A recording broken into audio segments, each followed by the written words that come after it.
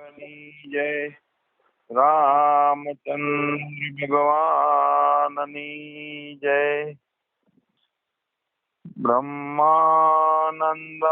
परम सुखदं केवलं ज्ञानमूर्ति द्वन्द्वातीतं गगन सदसं तत्त्वमस्यादिलक्ष्यम् एकं नित्यं विमलमचलं सर्वधी साक्षिभूतं भावातीतं त्रिगुणरहितं सद्गुरुं त्वं नमामि।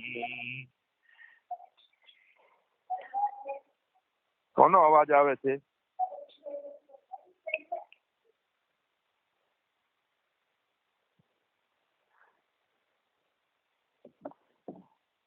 हरे कृष्णा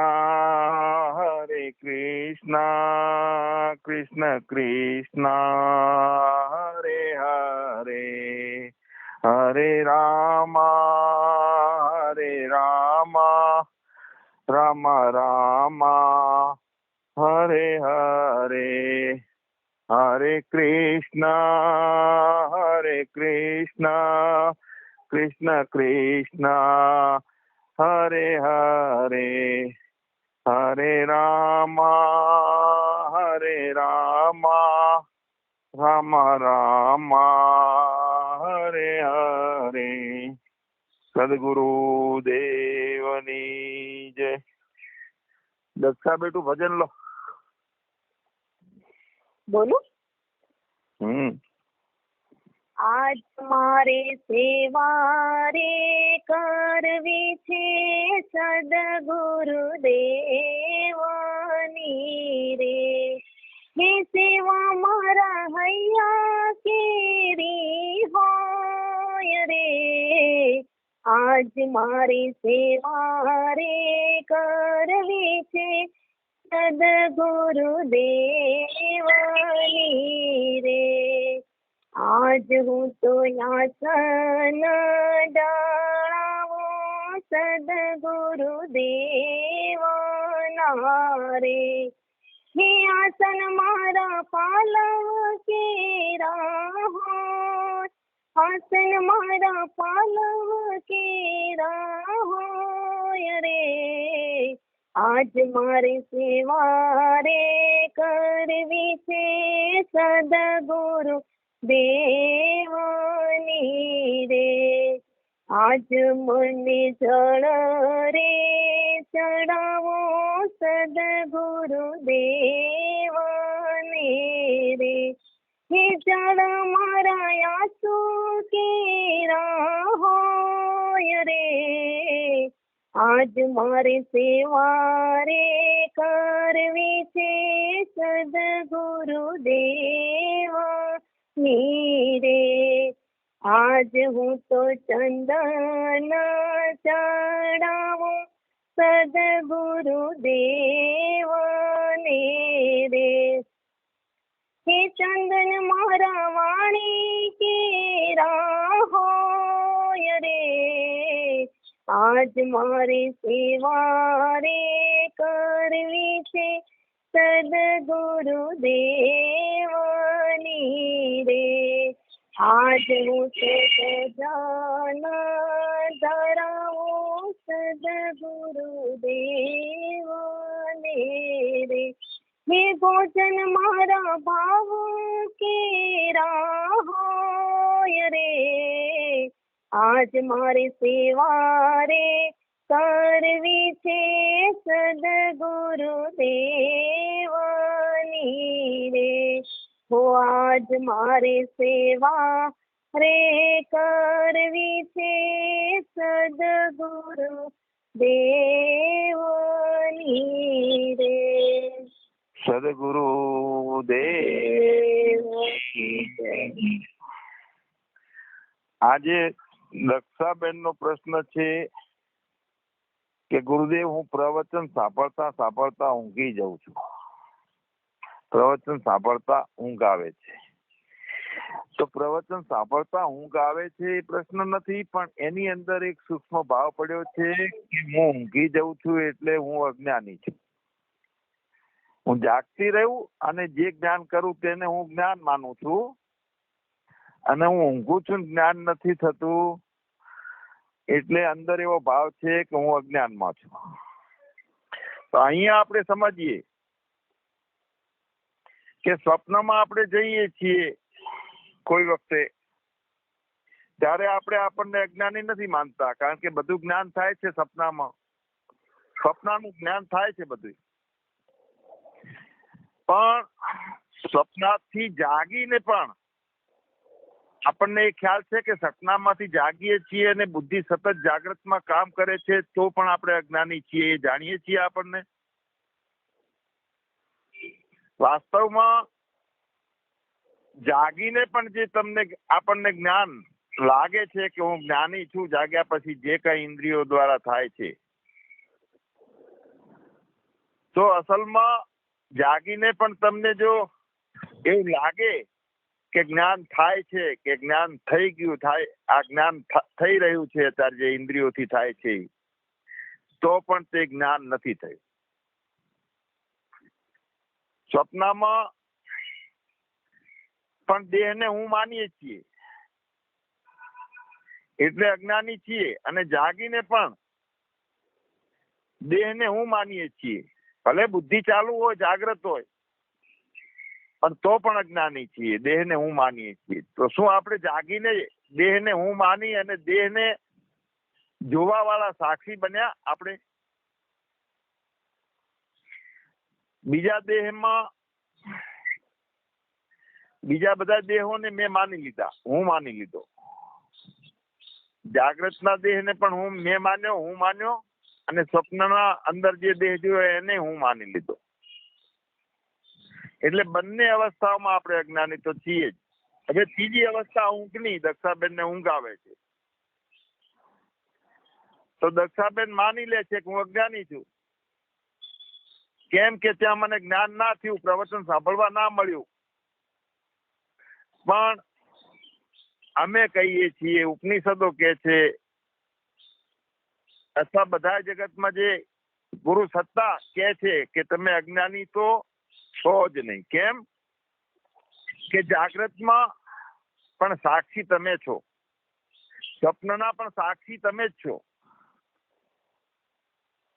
અને એ બંને જ્ઞાન, જાગ્રતનું અને સપનાનું બંને જ્ઞાન ના રહેતું હોય તો એ ના રહેવાનું જ્ઞાન એનાય સાક્ષી તમે છો. મતલબ કે અજ્ઞાનના પણ સાક્ષી તમે જ છો.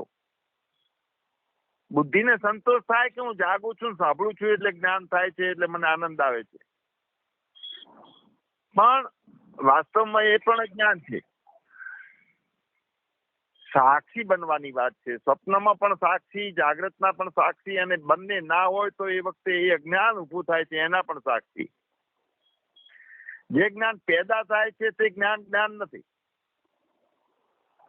પ્રવચન સાંભળ્યું અને મેં સાંભળ્યું એટલે મને મજા આવી, તો શું પેદા થયું અંદર? જાણકારી, જ્ઞાન. તો તે પણ તે જ્ઞાન નથી. આજે આ વાત કમ્પ્લીટ કરવાની છે અત્યારે, કે અજ્ઞાનના સાક્ષી થયા વગર અજ્ઞાન છે એવું પણ જાણી શકતા નથી. અજ્ઞાનના સાક્ષી થયા વગર અજ્ઞાનની સિદ્ધિ નથી થઈ શકતી. તો ઊંડાણથી જુઓ, ઊંડાણથી વિચારીએ.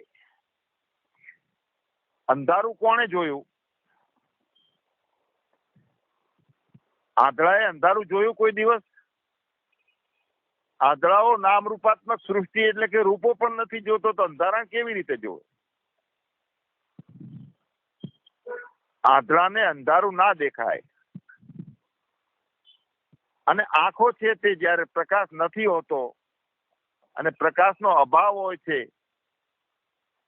તો જગતને નથી જોઈ શકતો આંખ વાળો. તો જુઓ અહીંયા, જગતને ભલે નથી જોઈ શકતો, પણ એ સમયે અંધારો છે એને તો જોઈ લે છે. તો આપણે અંધારામાં વસ્તુ નથી દેખી શકતા કે અંધારું નથી દેખી શકતા? વસ્તુ નથી દેખાતી. અંધારું તો દેખી શકીએ છીએ અંધારામાં. તો અંધારાને જોવું તે આંખે જોઈ એની સાબિતી નથી. ફક્ત અંધારામાં બધું વસ્તુઓ ન દેખાય તો આંખે નથી જોયું એવું માની લેવાનું. અંધારું જ્યારે થઈ જાય છે ત્યારે વસ્તુ દેખાતી બંધ થાય, પણ અંધારું દેખાવાનું ચાલુ હોય છે તે જ આપણે આંખો છે એની સાબિતી છે. તો આંધળો કોને કેવો? જેને અંધારું ના દેખાય એને આંધળો કહેવાય. ફક્ત વસ્તુ ના દેખાય એને આંધળો ના કહેવાય. એ રીતે અજ્ઞાની તો આપણે ત્યારે કહેવાઈએ કે જ્યારે અજ્ઞાન ના જોઈ શકીએ તો અજ્ઞાની કહેવાઈએ. અજ્ઞાનને તો જોઈ શકીએ છીએ, અજ્ઞાનને જાણી શકીએ છીએ, તો અજ્ઞાની છે ના. પ્રવચન સાંભળતા સાંભળતા ઊંઘી ગયા તો ઊંઘી ગયા. એ વખતે પ્રવચન ના સાંભળ્યું એ તો જોયું ને, એ તો જાણ્યું ને. એ કોણે જાણ્યું? મતલબ અજ્ઞાન નથી. જો અજ્ઞાન આપણને ખબર પડી જાય તો એ ટાઈમે આપણે અજ્ઞાની નથી, કારણ કે અજ્ઞાનને જાણનારા છીએ. કેમ કે અજ્ઞાનના સાક્ષી, અજ્ઞાનનો જે સાક્ષી છે તે અજ્ઞાન ના હોઈ શકે. બીજું અજ્ઞાન હોય તે અજ્ઞાનને ના જાણી શકે. ચેતન હોય તે, જ્ઞાન હોય તે અજ્ઞાનને જાણી શકે. અંધારાને દેખાડવા વાળું અંધારું ના હોઈ શકે. મતલબ કે અંધારાનો પ્રકાશક અંધારો ના બની શકે. અંધારાને તો આંખથી અંધારું પ્રકાશિત થવાનું જ છે, થાય જ છે બધાને. એટલે દક્ષાબેન અજ્ઞાની નથી. કેમ કે અજ્ઞાન જે વખતે જ્ઞાન નથી થતું એને પણ જાણ્યું દક્ષાએ. અજ્ઞાની છીએ એવો ભ્રાંતિ એ પણ આપણા અજ્ઞાન તરીકેના અભિમાનને તોડી નાખે અને એને આપણે જ્ઞાન કહીએ છીએ. તો એને જે જાણ્યું ને એ જ્ઞાન પણ ભ્રમ છે, ભ્રાંતિ છે. જ્યારે જ્ઞાનને તમે ભ્રાંતિ નહીં સમજો તો જ્ઞાની બનવાની કોઈ ક્રિયા કે ઈચ્છા પણ ચાલુ રહેશે. આ જ્ઞાન છે એને ભ્રાંતિ છે જ્ઞાન કરવું એ પણ એ રીતનું સમજવાનું છે. જો નહીં સમજીએ તો જ્ઞાન પણ મિથ્યા છે. તો એ જ્ઞાની થવાની જે ચેષ્ટા આપણે કરીએ છીએ અથવા જ્ઞાની બની રહેવાની કોશિશ જે કરીએ છીએ તો તે જ્ઞાન જે છે, જ્ઞાની બની રહેવાની કોશિશ ચેષ્ટા, એ જ્ઞાન પણ ભ્રાંતિ છે. જે જ્ઞાન વૃત્તિ ઊભી થાય છે, જે જ્ઞાનમાં વૃત્તિના કારણે અનુભવ ઉભો થાય છે તે જ્ઞાન પેદા થાય છે અને તે જ્ઞાન નથી, પેદા થાય છે. જોવાનું આંખ દ્વારા પેદા થાય છે તો તે જ્ઞાન નથી. સાંભળવાનું કાન દ્વારા પેદા થાય છે તો તે પણ જ્ઞાન નથી. જગતની પ્રતીતિઓ બધી પેદા થાય છે, દ્વૈતો પેદા થાય છે, અનુભવો પેદા થઈ છે. કામ, ક્રોધ, લોભ, મોહ, મદ, મત્સર સાથે કરુણા, દયા, ભાવ, નિર્ભયતા, બધું જ્ઞાન પેદા થાય છે. તો તે જ્ઞાન નથી, પેદા થાય તે જ્ઞાન નહીં. કેમ કે જ્ઞાન પેદા નથી થતું. તો અહીંયા શું કરવાનું છે? જ્ઞાનને સમાપ્ત કરવાનું. એટલે હું ઘણી વખત કહું છું કે મિટા દે अपनी अस्थि को अगर कुछ मर्तबा चाहे. मर्तबा એટલે પૂર્ણ અહમ બ્રહ્માસ્મિ. મિટા દે अपनी अस्थि को. મેં મારી જાતને ખલાસ કરી તો જ્ઞાન પેદા થાય છે, એને મેં મિથ્યા માની લીધા. ફક્ત હું જ્ઞાનને અને અજ્ઞાનને, ભ્રાંતિને પણ અને ક્રાંતિને પણ બધાને જાણનારો, જોનારો બન્યો. એટલે મતવાનો માર્ગ છે, આ બનવાનો માર્ગ નથી, આ પ્રાપ્ત કરવાનો માર્ગ નથી, આ સમાપ્ત થવાનો માર્ગ છે. એટલે જ્ઞાન એક અખંડ છે, અખંડ. સત્યમ જ્ઞાનમ અનંતમ બ્રહ્મ. સત્યમ છે એટલે ત્રણેય કાળથી બાધિત, કાયમ માટે રહે, ત્રણેય અવસ્થાઓમાં હોય. ભૂતકાળમાં, ભવિષ્ય કાળમાં અને વર્તમાન કાળમાં.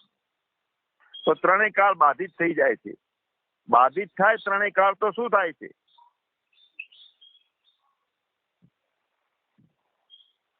વર્તમાનમાં હું છું તે પણ બાદ,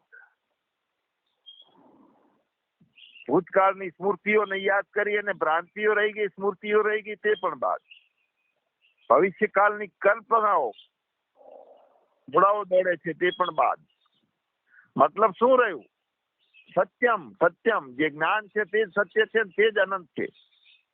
જે ત્રણેય કાળમાં રહે છે, ત્રણેય બ્રહ્માંડો ઉત્પન્ન થાય રહે અને બ્રહ્માંડો મટી જાય તો જ્ઞાન ના મટે, સત્ય ના મટે, અનંત છે તે ના મટે, તે બ્રહ્મ છે. જેનો અભાવ થતો નથી. ઘડીક ટાઈમે આપણે જાગતા હોઈએ, પ્રવચન સાંભળતા હોઈએ ત્યારે એમ થાય છે ભાવ કે હું જાણું છું, હું જ્ઞાનમાં છું. અને પ્રવચન સાંભળતું બંધ થઈ ગયું તો એ ટાઈમે એવું લાગે છે કે હવે હું જાણતો નથી, અત્યારે જ્ઞાન નથી. તો આવું નથી જ્ઞાન. જાગીએ ત્યારે હોય અને સુઈ રહીએ ત્યારે ના હોય. પણ સુઈ રહ્યા ત્યારે ના જાણ્યું એનું પણ જ્ઞાન તો થયું ને. એટલે ઘણા બધા ઉપદેશકો, શ્રોતાઓ પણ સમજતા નથી કે જ્ઞાન શું છે.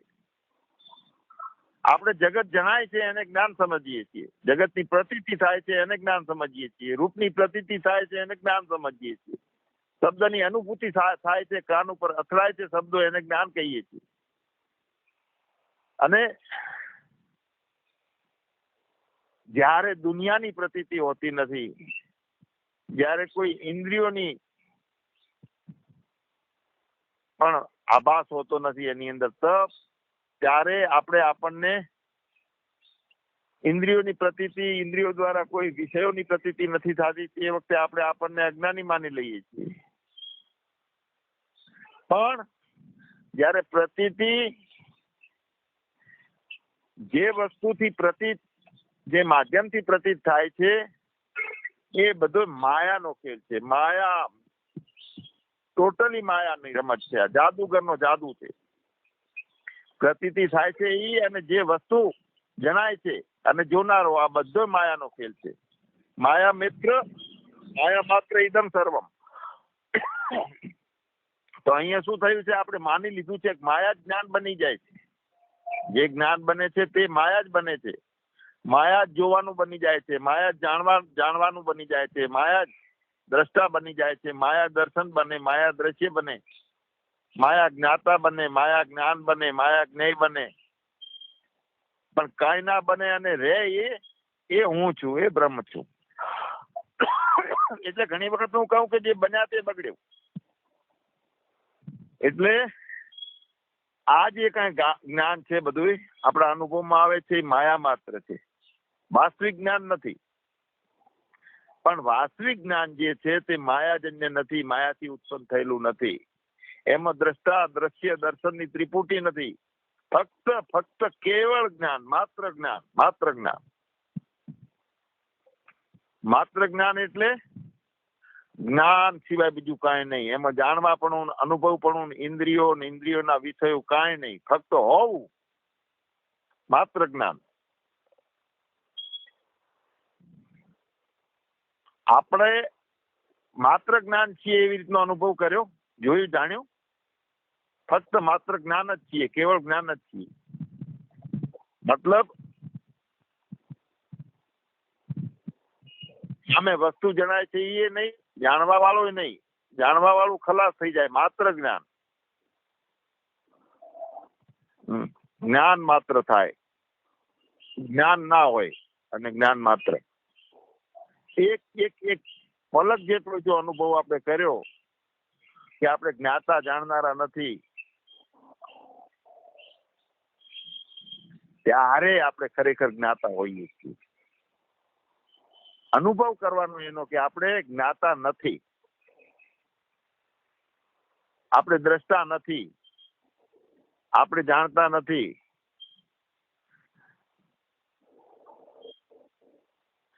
એટલે ફક્ત જ્ઞાન, માત્ર જ્ઞાન. જે જ્ઞાનમાં કાંઈ જાણવાપણું શરૂ ના થાય, જે જ્ઞાનમાં કાંઈ આવે નહીં, જે જ્ઞાનમાં શ્રોતા ના હોય, સાંભળવાની વસ્તુ ના હોય, દ્રષ્ટા ના હોય, દ્રશ્ય ના હોય, દર્શન ના હોય,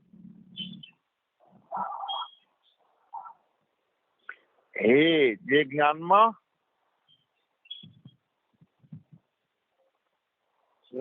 કાંઈ જાણવાનું શરૂ થઈ ગયું, અથવા જ્ઞાનમાં જે કઈ બહારથી આવવા લાગ્યું ઇન્દ્રિયો દ્વારા, તો શ્રોતા બની ગયા. કાંઈ સંભળાઈ રહ્યું છે એવો અનુભવ ચાલુ થઈ જાય છે, કાંક નું કાંક સાંભળવા વાળા બની ગયા, એટલે એ દ્વૈત થઈ ગયું. દ્વૈત. હવે આપણે દ્વૈત કોને દ્વૈત કહીએ છીએ?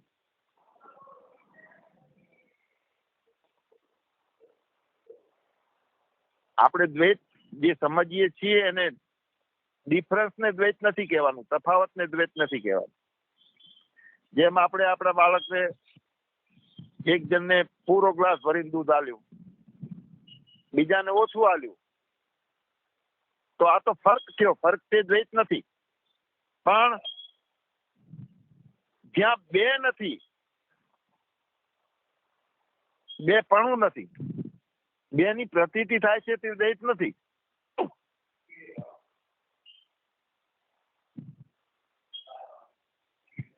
જ્યાં બે થઈ જાય છે, જાણવા વાળો અને જાણવાની વસ્તુ, તે એકે નહીં અને બે નહીં, એ અદ્વૈત. જાણવાની બે વસ્તુ થઈ જાય છે, એક જાણવા વાળો અને એક જે જણાય છે, એ દ્વૈત. હું જીવ ભાવમાં છું. કાલે મેં વાત કરી હતી કે આભાસ અને સાક્ષી બંને અંતઃકરણમાં રહે છે. આભાસ એટલે જીવાત્મા, સાક્ષી એટલે ઈશ્વર. તો બંને ઉપાધિ છે. જીવાત્મા આભાસ એટલા માટે છે કે અજ્ઞાનમાં ફસાઈ ગયો છે, અહંકાર ભેગો ઉત્પ્રોત થઈને, અને એને હું માને છે. અહંકાર પોતે ચેતન માને છે પોતાને. ઈશ્વરને માયાની ઉપાધિ છે, અકર્તા છે, ઇન્દ્રિયોનો અકર્તા છે, પણ સંકલ્પની સૃષ્ટિ આખી માયા દ્વારા, માયાનો આધાર લઈને ઈશ્વરની રચના છે, એટલે ઈશ્વર કહેવાય છે. તો આભાસ અને સાક્ષી બંને અંતઃકરણમાં છે, પણ અજ્ઞાન હટી જાય તો શરીરને અંતઃકરણ બે ખલાસ થઈ જાય છે, તો સાક્ષી એ ખલાસ થઈ જાય છે. આભાસમાંથી એટલે કે જીવમાંથી અજ્ઞાનની ઉપાધિ હટી જાય, ઈશ્વરમાંથી માયાની ઉપાધિ હટી જાય, તો ચોખ્ખે ચોખ્ખો બ્રહ્મ એક જ થઈ જાય. જીવ, બ્રહ્મ અને ઈશ્વરની એકતા. એટલે જ્યાં બે થાય છે ત્યાં વિવેકની જરૂર છે, દ્વૈત થાય છે ત્યાં. કેમ કે એકમ એવ અદ્વિતીય બ્રહ્મ એકમ એવ અદ્વિતીય, ફક્ત એક જ છે, અદ્વૈત છે, અદ્વિતીય છે. આપણે એવા જ્ઞાનથી પરિચિત છીએ, એકતા કરેલા જ્ઞાનથી, કે જ્યાં જીવ નથી એટલે કે હું માની બેઠો છું તે પણ નથી, ઈશ્વર એટલે કે સાક્ષી નથી. એક અંતઃકરણ વિશેષ ચેતન છે અને એક ઉપહિત ચેતન છે. અંતઃકરણ ઉપહિત એટલે અંતઃકરણને જાણનારો સાક્ષી. અંતઃકરણ વિશિષ્ટ ચેતન એટલે અંતઃકરણમાં ઓળઘોળ થઈને જગતની રમત રમતું ચેતન. જે જાણવા વાળો, જાણવાનું અને જાણવા યોગ્ય ના હોય, ફક્ત એક સેકન્ડ માટે, ત્યાં દ્વૈત ખલાસ. આ વિવેક કરવાનો છે, એ બહુ જરૂરી છે.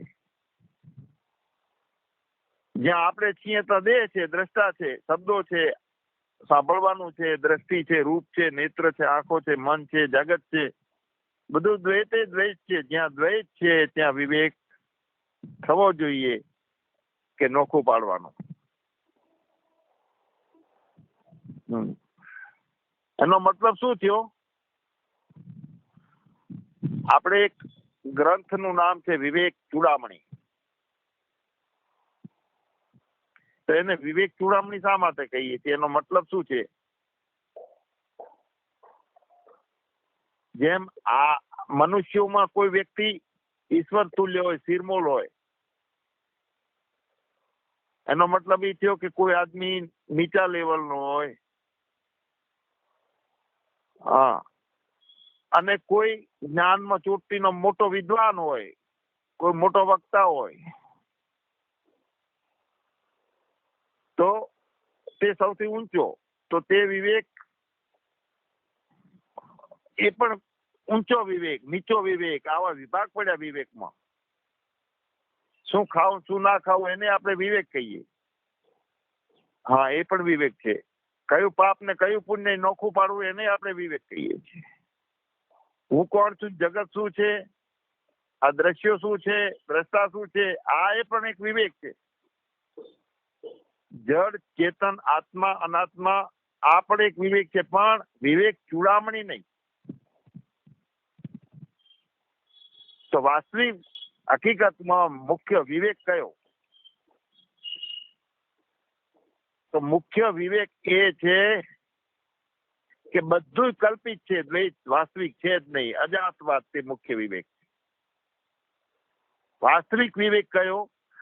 લાડવો બની ગયો, મેરે અપને સિવા કુછ નહીં.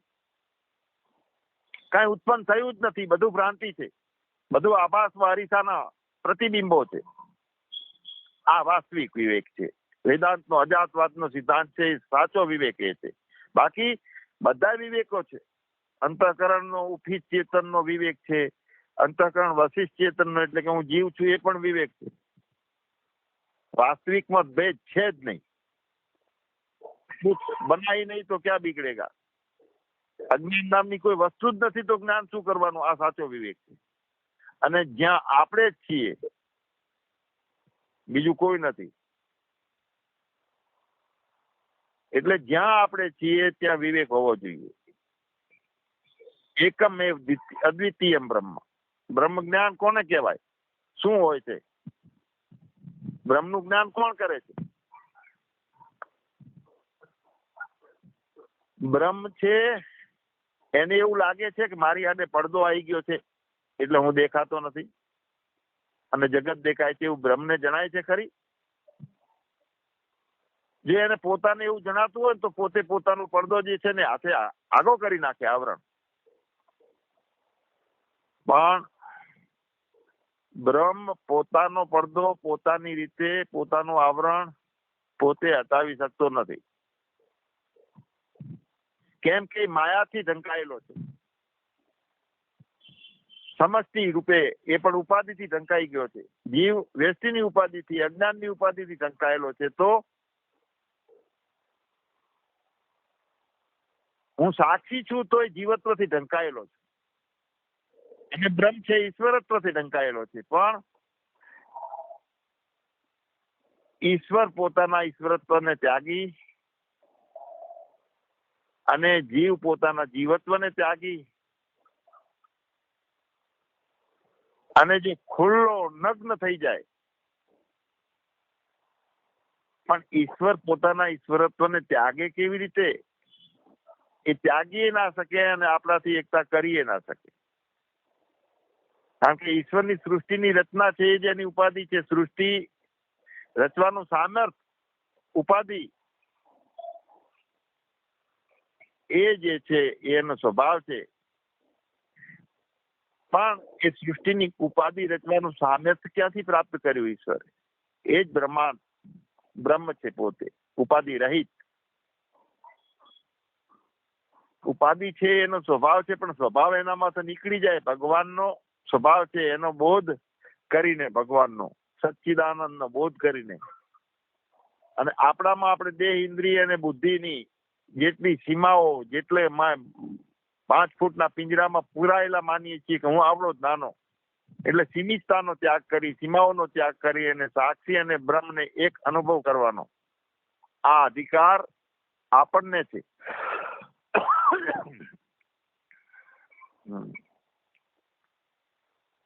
ઈશ્વર આ એકતા થઈ જાય એમાં રાજી હોય છે, પણ એકતા કરે નહીં. એકતા કરવા વાળો એ નથી બનતો. તો એ જ્ઞાન છે ને, એ જ્ઞાન કરવા વાળો નથી બનતો. એ જ્ઞાન આપણે કરવાનું છે, આપણે જરૂર છે. આપણે ત્રીજા અત્યારે બની ગયા છીએ વચ્ચેથી. નથી ઈશ્વર, નથી બ્રહ્મ, જીવાત્માના ભાવમાં. એટલે આપણું ગાડું અટકાઈ ગયું છે. એટલે આપણું ગાડું અટક્યું તો એ આપણને ખટક્યું એટલે આયા ગુરુદેવ પાસે. ગુરુદેવ, મારે મને જાણવો છે. ઈશ્વર કોઈ મનાઈ પણ નથી કરતો, એ રાજી છે જે પડદા હટાવવા માટે. પણ આપણા તરફથી એ આપણે ખુદ કરવાનું છે. આ એટલે ન સુખ છે ન દુઃખ છે, ન કોપી દાતા. સુખ અને દુઃખ, અજ્ઞાન અને જ્ઞાન એ બીજો કોઈ આપનારો નથી, બીજાથી નહીં આવે. પણ જેને જેની ઉપાધિ જે કઈ બની ગયો છે એને ફગાવી દેવાનો છે. આપણે આપણી ઉપાધિનો ત્યાગ કરી દેવા છે. બીજાના ધર્મો આપણામાં સ્વીકારી લીધા છે, સુખી દુઃખી થવાના. કોનો ધર્મ છે સુખી દુઃખી થવાનો? શરીરનો.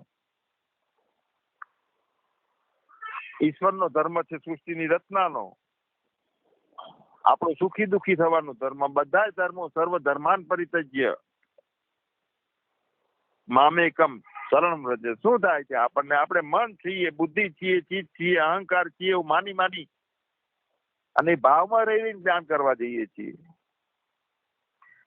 એના બદલે પૂર્ણમદ પૂર્ણમિદમ પૂર્ણમુદચ્યતે પૂર્ણસ્ય પૂર્ણમાદાય પૂર્ણમેવાવશિષ્યતે. એટલે હું પૂર્ણ છું, આ બધું પણ પૂર્ણ છે. પૂર્ણમિદમ, હું પૂર્ણ છું, આ જે કઈ છે એ બધું પૂર્ણ છે. અને પૂર્ણથી જ પૂર્ણ જણાય છે. પૂર્ણમાં જ પૂર્ણ સમાયેલું છે. એ ભાવમાં રહીને, એટલે કે મેરે અપને સિવા કુછ નહીં, ચિદાનંદ રૂપ શિવોહમ ની ભૂમિકા હું સચ્ચિદાનંદ છું, હું આત્મા છું. એ ભાવમાં રહી અને જ્ઞાન કરવા જઈએ તો કાંક ભલે પડે, તો સાધના પૂરી થાય. બાકી હું શરીર છું અને આપણે પરિણામ લાવવા માંગીએ છીએ. મનોબુદ્ધ અહંકાર ચિત્તાની નામ. હું મન બુદ્ધિ ચિત્ત ને અહંકાર નથી. હું કાન નથી, હું નાક નથી, હું અગ્નિ નથી, આકાશ નથી, વાયુ નથી, નચ વ્યોમ ભૂમિ ન તેજો ન વાયુ. કોણ છું? ચિદાનંદ રૂપ શિવોહમ. જે કઈ ઈશારાઓ થાય છે પ્રાણ દ્વારા, મન દ્વારા, બુદ્ધિ દ્વારા, જે કઈ વૃત્તિઓ બને છે, કશું જ હું નથી. એટલે તત્વમસી. બધી ઉપાધિ છોડી અને આપણે જીવની ઉપાધિ, ઈશ્વરની ઉપાધિ, સાક્ષીની ઉપાધિ બધી છોડી અને એક થઈ જઈએ. એક હે વો નેક હે. તત્વમસી આ મહાવાક્ય છે. તત્વમ ઓર અસી, એનો મતલબ શું છે? કે તે તું છે. તે તું છે, તે જ તું છે, તે જ તું છે. તે અને હું બંને એક છીએ. આપણે મકાનની અંદર માટી વપરાય છે અને ઘડાની અંદર એ માટી વપરાય છે, પણ બંનેમાં અકલ આવી ગઈ છે. એટલે મકાન પોતાને મોટી માટી મોટું માને છે, ઘડો પોતાને નાનો માને છે. મકાનની અંદર પોતાને વ્યાપક ઈશ્વર માને છે, ઘડો પોતાને જીવ માને છે. બંનેની ઉપાધિ આવી. જીવ માન્યો એટલે ઘડાને ઘડી હતી કે આ મારી પત્ની, કોડિયું હતું કે મારું છોકરું ગલુડિયું, કઢું આવ્યું કે મારા દાદા આયા ત્રીજી પેઢીનો. અંતઃકરણ આવ્યું તો મેં પિતૃ આયા, દોષો આયા, દેવો આયા ને શંકાઓ આવીને સુખી દુઃખી પણ મને આ દેવ નડે છે, મને આ પિતૃ નડે છે, અહીંયા જવું તો દૂર થાય, આ બાધા કરું તો મટે આ આખડીઓ. કારણ કે ઘડામાં ઘડો થઈને ફસાઈ ગઈ માટી. મકાન જો પોતાને મોટાપણાની ઉપાધિ, ઘડો પોતાને નાનાપણાની ઉપાધિ છોડી દે તો એની મોટાઈ છોડી દે, મકાન ઘડો એની છોટાઈ છોડી દે, તો હકીકતે તો એક જ છે, માટી છે. એક જ અસ્તિત્વ છે. અસ્તિત્વ એનું માટી છે, મીઠાનું અસ્તિત્વ માટી છે, ગળાનું અસ્તિત્વ માટી છે, પણ બે લાગે છે એ માયા. એની માટીની અંદર નોખો વ્યક્તિ ભાવ, સમષ્ટિ ભાવ ઉભો થઈ ગયો, એક ઈશ્વર ને એક જીવ. હવે અહીંયા સાહસ કરવાનું છે, ઉપાધિઓ મટાડવાનું કોણ કરે? મોટો છે એને કાંઈ કરવાનું નથી, કારણ કે એને એમાં મજા આવે છે. ઈશ્વર શું કામ સાહસ કરે? બોધ કરવાનો, જ્ઞાન કરવાનું સાહસ, મતવાનું સાહસ, પોતાને બધી સમજદારીમાં પલીતો ચોપી દેવાનો છે. પણ એ કોણ કરે? શા માટે ઈશ્વર કરે? એ મોટો છે, મકાનને શું જરૂર છે? એની વાહ છે. તો ઈશ્વર પોતાનું મોટાપણું માયાની ઉપાધિ ના છોડે. નાનો છે ઘડો, જીવ છે તે નાનો છે, એની ઉપાધિ હટાવવાની છે જીવથી.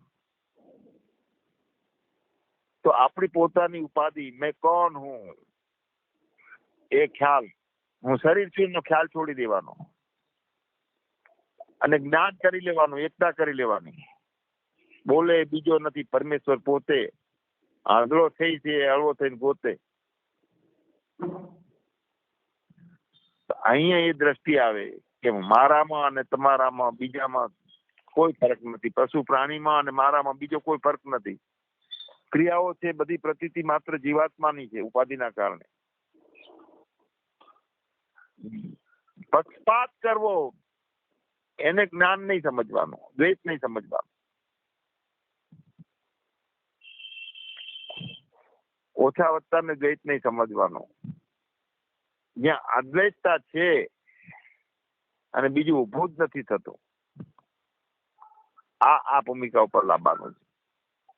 અને એ ભૂમિકા ઉપર આઈને આવી ગઈ, મેરે અપને સિવા કુછ નહીં, તો ત્યાં પાપે નથી, પુણ્ય નથી, જન્મ નથી, મરણ નથી, સારું નથી, નબળું નથી, ગમ્યું નથી, ના ગમ્યું નથી, કાંઈ નથી.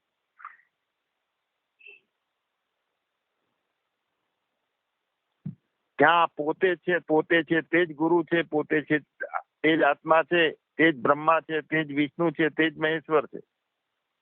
એટલે શિવરૂપી સદગુરુ કયા છે? ત્યાં પોતે છે. તમે તમારામાં વ્યાપકતા જોઈ લો. બધી વિદ્યાઓ ઉભી થાય છે, બધી કળાઓ, બધા અનુભવો, કેટલી જાતનું વિજ્ઞાન ઉભું થયું છે. એનું ઉદય સ્થાન, અધિષ્ઠાન કોણ છે કે જ્યાંથી ઉભું થાય છે?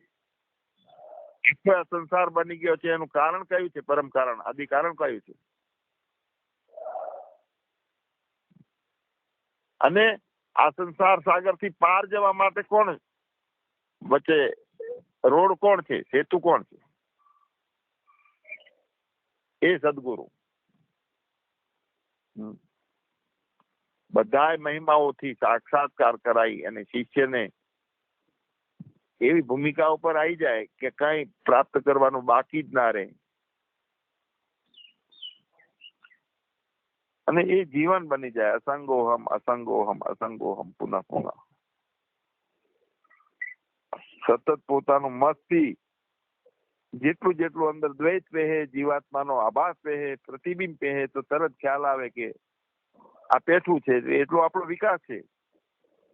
દુઃખ પહે છે, તરત જાગૃતિ આવી જાય છે, એ જ પોતાની પ્રગતિ છે. કારણ કે ચેતના છે. આ આત્મચેતના જાગૃત થવી, જીવ ઝંઝોળાઈ જાય, દુઃખોથી આમ ત્રાહિમામ થઈ જાય. માછલી જેમ પાણી વગર તરફડે અને બારે એ પાણી હવા વગર તરફડે, મુંજારો થાય. માણસ પાણીની અંદર હોય, દરિયાની અંદર, તો અંદર હવા વગર તરફડે. આવી સ્થિતિ જે છે, જીવ ઝંઝોળાઈ જાય અને એ વખતે આત્મચેતના થાય, જાગૃત. આત્મચેતના થાય એટલે અજવાળું ચાલુ થઈ જાય, પોતાનો સ્વયં પ્રકાશ. અંધારા બધા જે કઈ અનુભવમાં આવે છે, જે સુખી દુઃખીપણાના ભાવો છે, બધા ખતમ થઈ જાય છે. સદગુરુ